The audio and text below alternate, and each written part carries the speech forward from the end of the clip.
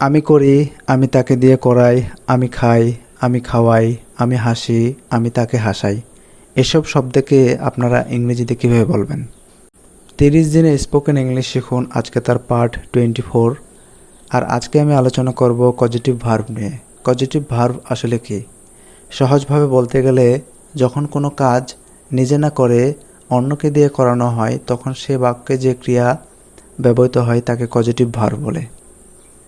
Positive verb অনেকগুলোই হয়ে থাকে, তার মধ্যে প্রধানত 5টা আছে: make, let, have, get, help. এই পাঁচটা আজকে আমরা ব্যবহার দেখব এবং এগুলো দিয়ে সেন্টেন্স দেখব। মেক আমরা কখন ব্যবহার করব?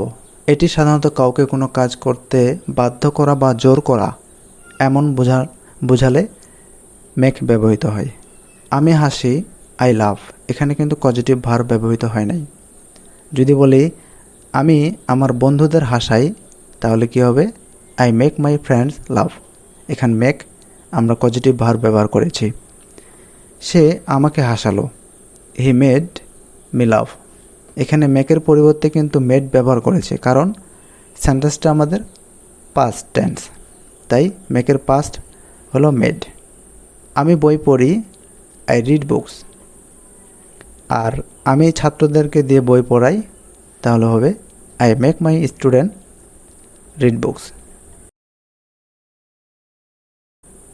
এবার আসি লেট আমরা কখন ব্যবহার করব? এটি কাউকে কোনো কাজ করার অনুমতি দেওয়া বা সুযোগ দেওয়া ক্ষেত্রে লেট ব্যবহার করা হয়। যেমন আমি যাই, আই গো। আর যদি বলি আমি তাকে যেতে দেই, তাহলে কি হবে?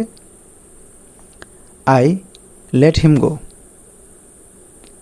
আর আমার মা আমাকে যেতে দিল, my mother let me go. আমি তোমাকে বাড়ি যেতে দেব, তাহলে কি হবে? I will let you go home. এখানে আয়ের পর উইল ব্যবহার করেছি কারণ এটা আমাদের ফিউচার টেন্স।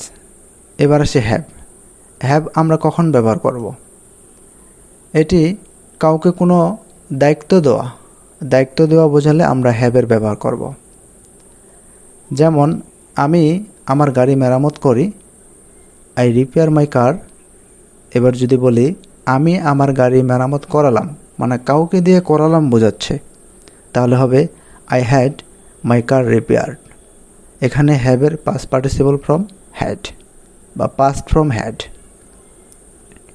আর আমি আমার গাড়ি মেরামত করিয়েছিলাম, একই, ওটা পাস্ট টেন্স, এটা হলো past participle. I had my car repaired. এবার যদি বলি আমি ঘর পরিষ্কার করি, তাহলে হবে আই ক্লিন দ্য রুম। আর যদি বলি আমি তাকে দিয়ে ঘর পরিষ্কার করাই, তাহলে হবে I have him clean the room. এখানে হ্যাভ ব্যবহার করেছি। এবার আসি গেট কিন্তু হ্যাভের মতোই হয়। হ্যাভ আর গেট তেমন একটা পার্থক্য বোঝায় না। আমি নিজেই আমার চুল কাটিয়েছি, তাহলে হবে I cut my hair my self.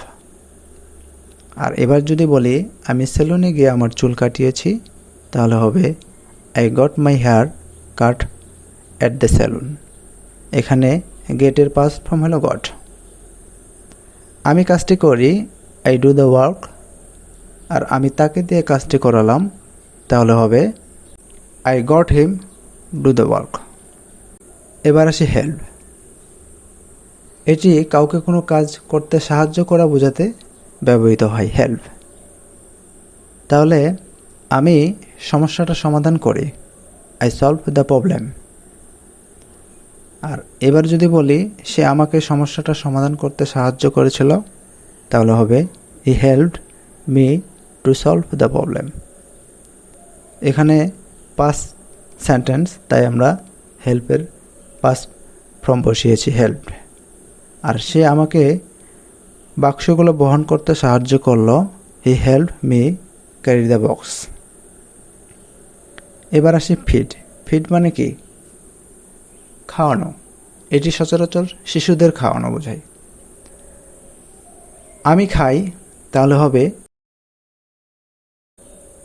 এবার যদি বলি মা আমাকে খাওয়ায়, তাহলে হবে মাদার ফিডস মি।